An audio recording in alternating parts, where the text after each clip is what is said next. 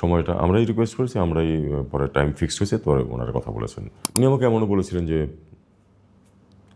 তুমি অন্য কোথাও যাওয়ার পথে কোনো একবার দিল্লি ঘুরে যেতে পারবে। আমি বলি স্যার এটা ঠিক হবে না, একটা কিচেন ক্যাবিনেট হয়েছে, এটা আমি জানতাম না। এটাই মনে করে থাকেন, প্লিজ গেট সামবডি এলস, আমাকে সরে যেতে দেন। আমি প্রফেসর ইউনূসকে মিট করে বললাম যে স্যার এই জিনিসটা আপনি এভাবে না করলেও পারতেন। সর্বোচ্চ নীতি নির্ধারণী পর্যায়ে কোনো ভূমিকা আমাকে রাখতে হবে এটা আমি কখনো ভাবিনি। যখন আমাকে অফার দেওয়া হলো এবং আমি নিশ্চিত হলাম যে প্রফেসর ইউনূস দায়িত্বে থাকবেন, তখন আমি এগ্রি করেছি যে হ্যাঁ ঠিক আছে, আমি কাজ করতে পারি। 1.5 বছর আমি ছিলাম, তো সব অভিজ্ঞতা যে সুখকর অথবা আমার মনমতো হয়েছে তা না। তবে একটা আলাদা রকম একটা অভিজ্ঞতার ভিতর দিয়ে আমি গেছি। আমি চেষ্টা করেছি আমার পক্ষে যেটুকু করার, চেষ্টা করেছি সেটা করার সম্ভব যেটুকু। সাফল্য ব্যর্থতা নিয়ে আমি খুব বেশি বিচলিত নই, কারণ আমি তো চেষ্টা করে এই অবস্থানে যাইনি। আসলে তো তখন এক ধরনের একটা পরিস্থিতি, আপনারা সবাই জানেন যে কিছুটা নর্মালসি ফিরিয়ে আনা, এটা শুধু আমি বা আরেকজন না, প্রফেসর ইউনূসের যে সরকার ছিল সেই সরকারের প্রাথমিক যে দায়িত্ব সেটা ছিল একটা নর্মালসি ফিরিয়ে আনার চেষ্টা করা। এবং আমি মনে করি যে আমার নিজেরও কাজ ছিল সেটাই, কারণ প্রত্যেক ক্ষেত্রেই তো একটা নর্মালসির প্রশ্ন আছে, যে দেশের ভেতরে দেশের বাইরে। তো সেই লক্ষ্যে আমরা সবাই কাজ করেছি প্রাথমিকভাবে, এবং আমিও আমার যেটুকু করা সম্ভব সেটা করেছি। স্পেসিফিক্যালি যে কোনো দিক নির্দেশনা ওরকম কিছু না, তবে একটা জিনিস আমি বলতে পারি যে ধরুন প্রফেসর ইউনূসও মনে করতেন যে ভারতের সাথে আমাদের একটা মোডাস ভিভেন্ডি প্রতিষ্ঠা করা প্রয়োজন, কারণ ভারত হচ্ছে বাস্তবতা, আমাদের 3 দিক ঘিরে আছে এবং বহুমাত্রিক সম্পর্ক আছে।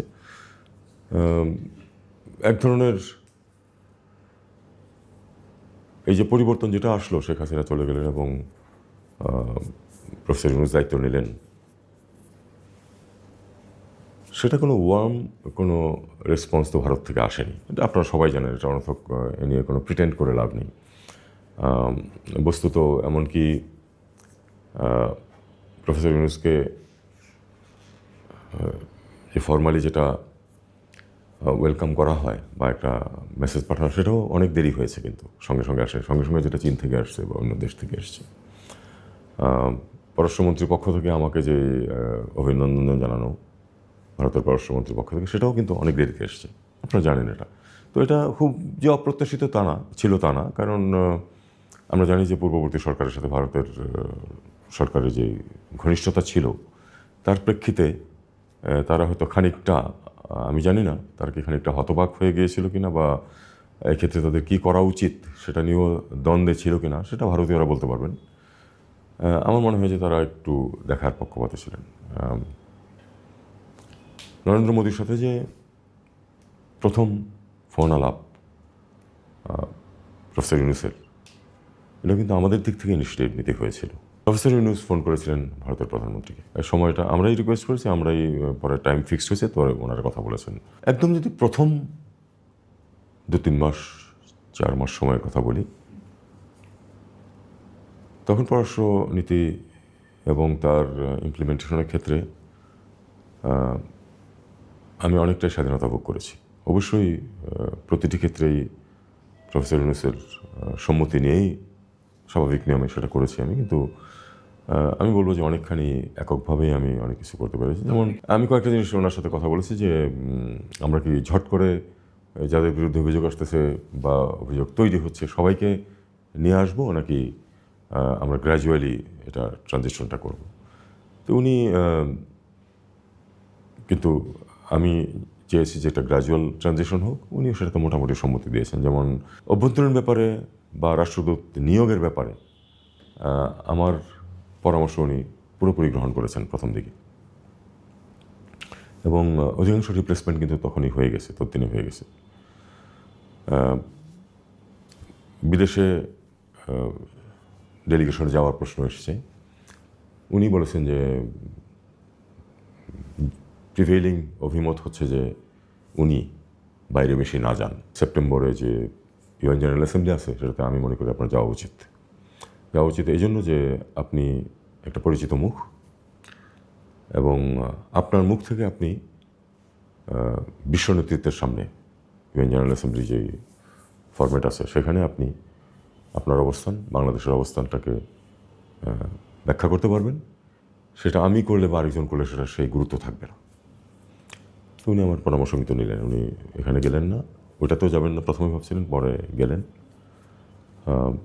ওনার এই 24-এর ইউএনজিএতে যাওয়াটা খুব গুরুত্বপূর্ণ ছিল, আমি এখনও মনে করি।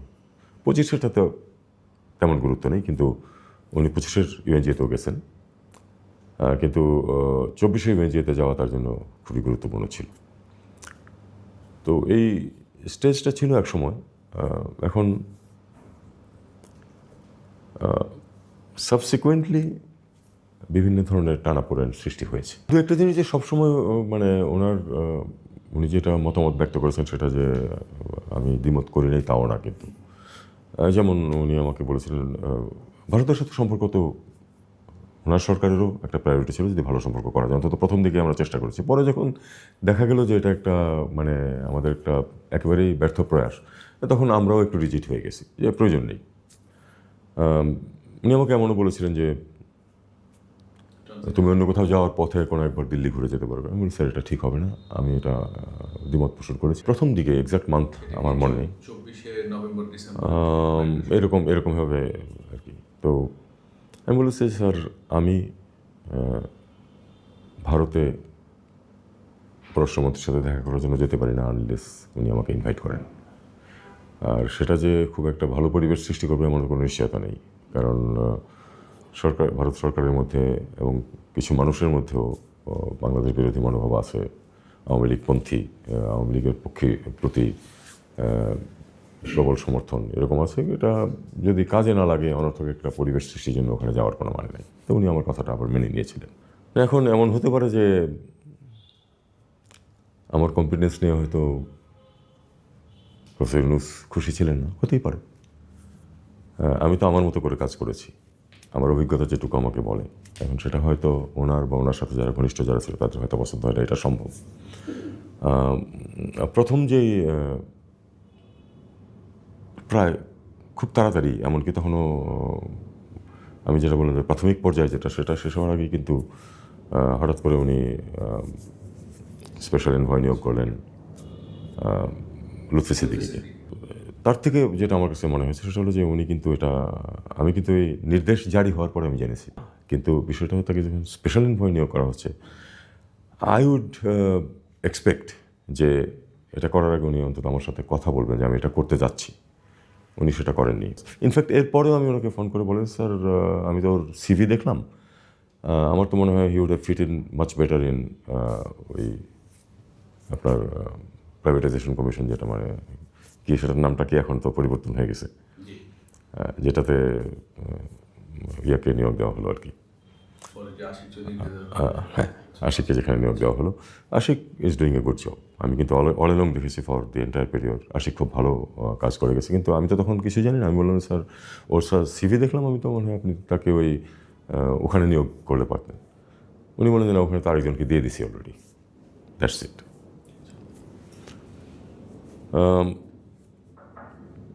তো এটা ছিল এক ধরনের ছোটোখাটো একটা ধাক্কা আমার জন্য, কারণ এমন না যে উনি এটা করতে পারেন, অবশ্যই করতে পারেন, কিন্তু আমি জানলামই না পররাষ্ট্রমন্ত্রী, এটা আমার কাছে একটু অবাক লেগেছে। আমি খুব বেশি ডিটেলসে এক্ষেত্রে যাব না, তবে একবার দেখা গেল যে ইন্টারেস্টিং হলো যে আমি I was sort of naive. আমি জানতাম না যে ইতিমধ্যে একটা তৈরি হয়েছে, একটা কিচেন ক্যাবিনেট হয়েছে, এটা আমি জানতাম না। জানলাম হলো যে একটা বিষয়ে আমাকে লাঞ্চে যোগ দিতে বলা হলো। বিষয়টা আমি ডিটেলসে যাব না। তো সেখানে আমি একটু হস্টেলিটির সম্মুখীন হয়েছিলাম। আমি এটা বলতে পারি এই জন্য যে তো ক্যাবিনেট মিটিং না, ক্যাবিনেট মিটিংয়ে কী হয়েছিল আমি বলবো না, কারণ এটা আমি প্রমিস বাউন্ড, মানে যে এটা ডাইভার্স না করা বাইরে। কিন্তু এটা তো একটা গ্রুপের মিটিং, সেখানে আমাকে ডেকেছিল। আমি দেখলাম যে সেখানে আমি বেশ অসন্তোষের সম্মুখীন হলাম। সমালোচনা করার জন্যই আমাকে ডাকা হয়েছে। না, বিষয়টা হলো যে এটা ওই আসিফ নজরুলের যে ঘটনা ঘটেছিল জেনেভাতে, ওইটা নিয়ে ঘটনাটা ঘটেছিল। তো ওটা আমি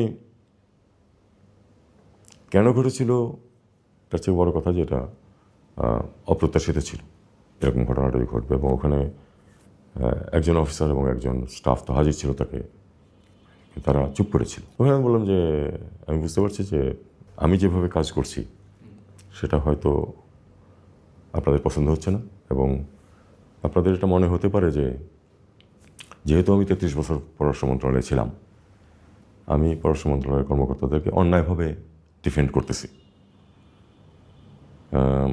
আপনারা যদি এটাই মনে করে থাকেন, প্লিজ গেট সামবডি এলস, আমাকে সরে যেতে দেন। সেপ্টেম্বর 2025 ইউএনজি এর সময়কারী একটা ইনসিডেন্টের কারণে আমি একেবারে তখন ওই ইনক্লুডিং আমাদের যে বিভিন্ন দলের যে প্রতিনিধিরা ছিলেন তাদের সামনে, এবং যে ওই ক্ষমতাশালী যে গ্রুপের যে 3-4 জন ছিলেন, বলেছে যে আমরা আগামী 5 দিন তো এখানে আছি, আমরা কাজ শেষ করে আমি ঢাকায় ফিরে যাই, এবং ঢাকায় ফিরে গিয়ে আমি এখানে যা কিছু ঘটেছে তার দায়িত্ব নিয়ে পদত্যাগ করি, তাহলে আপনাদের কারো উপর আর কোনো দায় আসবে না। এটা আমি তাদেরকে বলেছি।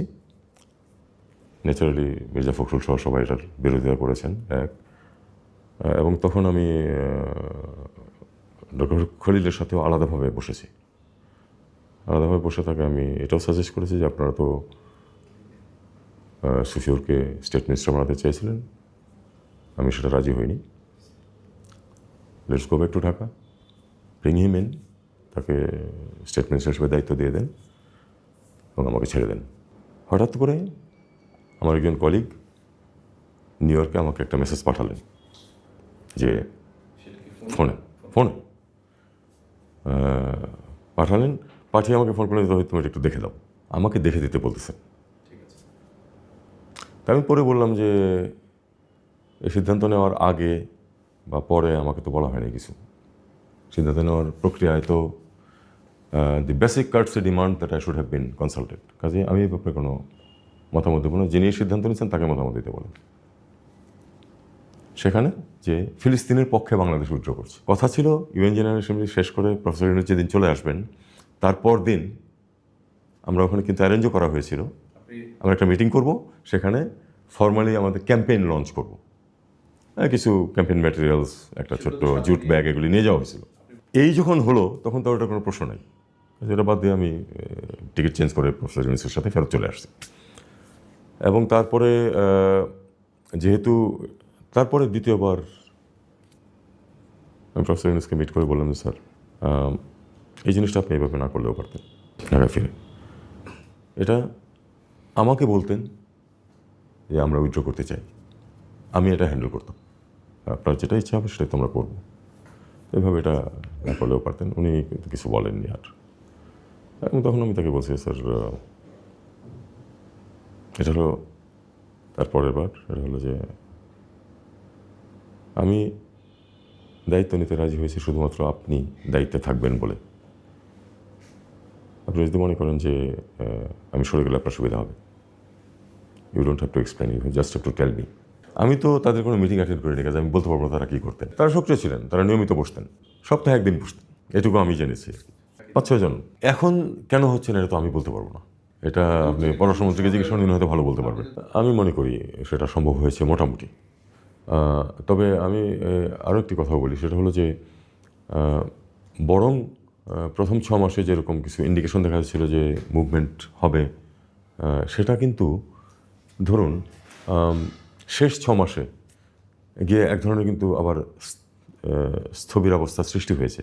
এটা একটা কারণ খুব স্পষ্ট, কারণ যখন দেখা গেছে যে ইলেকশন একটা হতে যাচ্ছে, তখন কিন্তু একেবারে ওই আমাদের সরকারের বন্ধুভাবাপন্ন যারা ছিল, চীন খুবই বন্ধুভাবাপন্ন ছিল।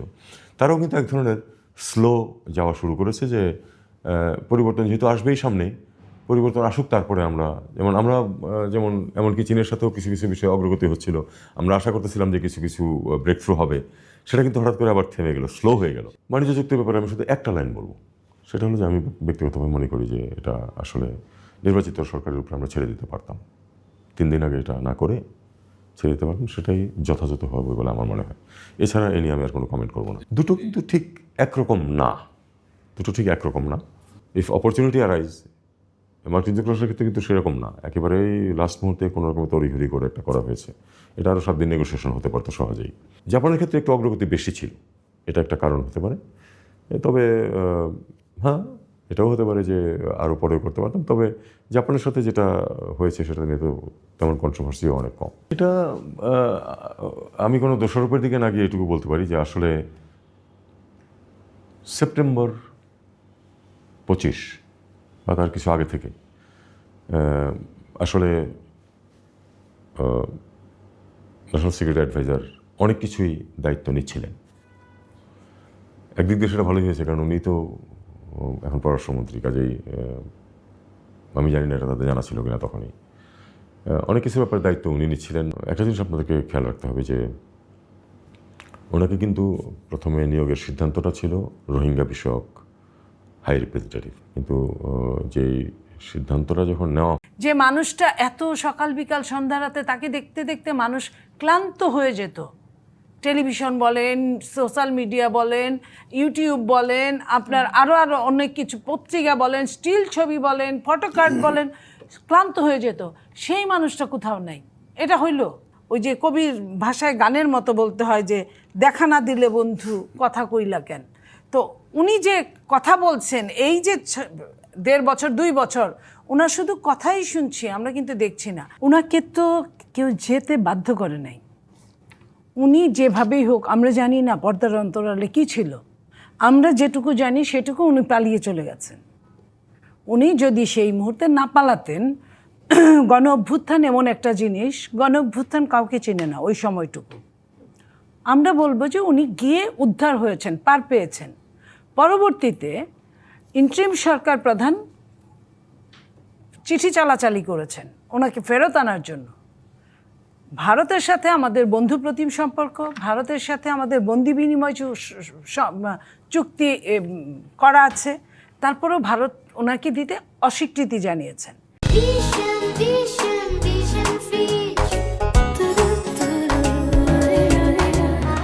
কেন অস্বীকৃতি জানিয়েছেন সেটাও তারা বলেছেন যে আমরা সন্দেহ করছি ওনাকে মেরে ফেলা হতে পারে, ওনাকে ঠিক বিচার নাও পেতে পারে, নিরাপত্তা নিশ্চিত ভারত এই কাজ করেছে, যে ভারতে এই কাজ করেছে। এবং পরবর্তীতে একই রেশিও অনুযায়ী নতুন সরকার আসলেন, আজকে 5 মাস 5.5 মাস বয়স প্রায়।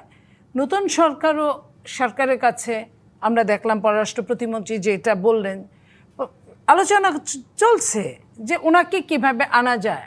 উনি এই দেশের আইনে ফাঁসির আসামি, যাবজ্জীবনের আসামি এবং আরও অনেক অনেক মামলা পেন্ডিং আছে। সেইখানে সরকার চাইছে, সরকার তো একটাবারও কোনো সরকারকে দেখে বোঝা যায় না যে সরকার তাকে চাচ্ছে না। তাহলে উনি হঠাৎ করে ঘোষণা দিলেন, যেটা রেজা ভাই বললেন, আমি ওইটার সঙ্গে একমত, যে উনি হয়তো বা ওনার দলটা একদম ধ্বংসের দ্বার প্রান্তে, উনি দলটাকে টিকানোর জন্য এই ধরনের কথা বলছে। কিন্তু রেজা ভাইয়ের আরেকটা কথা, তিনি চলে আসতে পারেন এমনটাও তো হতে পারে। আমি বলি রেজা ভাইয়ের আরেকটা কথা যে কেউ নাই, এখন নাই, এটা তো কিন্তু ঠিক না।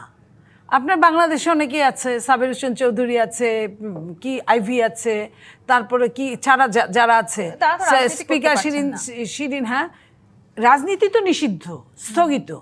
যে পর্যন্ত বিচার শেষ না হবে এই পর্যন্ত রাজনীতি করতে পারবে না। আপনাকে এই দেশে থাকতে গেলে এই দেশের আইন মেনেই চলতে হবে, আমি চাই বা না চাই, আমি মানি বা না মানি। তো সেইখানে তাকেও আইনের ঊর্ধ্বে না, সে আইনের মধ্যে যেতে হবে। বরং তার খুশি হওয়ার কথা, এই বর্তমান সরকার তার উপর কোনো হস্তক্ষেপ করে না, স্ট্রেট বলে যে আমরা প্রতিশোধে বিশ্বাসী না, তবে বিচারে বিশ্বাসী। আমার উপর যা করা হয়েছে সেটা যদি আইন কানুন আদালত বিচার করে, সেটা আমি না করব, এত বড় ফেরেস্তা তো কেউ আসে নাই। বিচার তার নিজস্ব গতিতে চলবে। সেইখানে উনি আরেকটা জিনিস আমার ওই যে কবির ভাষায় গানের মতো বলতে হয় যে দেখা না দিলে বন্ধু কথা কইলা কেন। তো উনি যে কথা বলছেন এই যে 1.5 বছর 2 বছর ওনার শুধু কথাই শুনছি, আমরা কিন্তু দেখছি না। মানে আপনি কি তাকে আসলে দেখতে চাইছেন না, নাকি কি বাজারে চাইছেন? এইটাও সেটাও একটা রিউমার প্রশ্ন আছে, আমার কথা বলছি না আমি। হ্যাঁ। বাজারে এমন অনেক রিউমার rumor আছে নীলুফার চৌধুরী মনি, আমি একটু রিউমারের প্রসঙ্গ যখন আপনি তুলেছেন, একটা সময় আসলে জামায়াত ইসলামের আমরা খোদ দেখেছি, তিনি বলেছেন যে আমরা আওয়ামী লীগকে ওই সময় মাফ করে দিয়েছি। বিএনপির সংসদ সদস্য নাসির চৌধুরী তিনি বলেছেন আওয়ামী লীগ আমাদের শত্রু নয়, তারা আমাদের মিত্র, আমরা তাদেরকে নিয়ে একসঙ্গে যুদ্ধ করেছি, অচিরেই আওয়ামী লীগ বিএনপির সঙ্গে মিশে যাবে। দেখেন, একজন ব্যক্তি নাসির চৌধুরী এমপি, একটা এমপি, সে 300 আসনের একটা এমপি, আর 299 এমপি কি বলছে সেটাও আপনাকে বুঝতে হবে। একজনের কথা নিয়ে এটা তার ব্যক্তিগত। যদি জামায়াতের কোন এমপি দিত তাহলে কি আপনি জামাতের আপনি আমির কি বলেছেন এটা আপনি ধরতে পারেন, যেহেতু উনি আমির। বাট নাসির চৌধুরী তো একটা মাত্র এমপি না, 2/3 মেজরিটির বেশিরভাগ আওয়ামী লীগেরই ফিরে তার আসা, তার একজন মানে মাত্র এমপি, আপনি বাংলাদেশের সেটার উপর সব- কথা বলতে পারেন না। আমি যে কথাটা বলছি, রিউমার আছে এরকম যে উনি কেন চেহারা দেখাচ্ছেন না। আসলে ঘটনাটা কি, এআই পৃথিবীতে এখন চলমান, এআই দিয়ে অনেক কিছু করা যায়। আমি আমি আমি এই কথাটা রিপিট করছি বা বাধ্য হচ্ছি যে মানুষটা এত সকাল বিকাল সন্ধ্যা রাতে তাকে দেখতে দেখতে মানুষ ক্লান্ত হয়ে যেত। টেলিভিশন বলেন, সোশ্যাল মিডিয়া বলেন, ইউটিউব বলেন, আপনার আরও অনেক কিছু পত্রিকা বলেন, স্টিল ছবি বলেন, ফটোকার্ড বলেন, ক্লান্ত হয়ে যেত। সেই মানুষটা কোথাও নেই, এটা হইল। তো এই যে কথা যেটা ভাসমান ভেসে ভেসে ইথারে আসছে, অথচ তার ছবি দেখা যাচ্ছে না। তার ভিডিও ছাড়লে যারা ছবি আপনার কথা বলতে সুযোগ দিচ্ছে তারা ভিডিও ছেড়ে দেওয়ার সুযোগ দিত। এমন তো না ভিডিওতে সরাসরি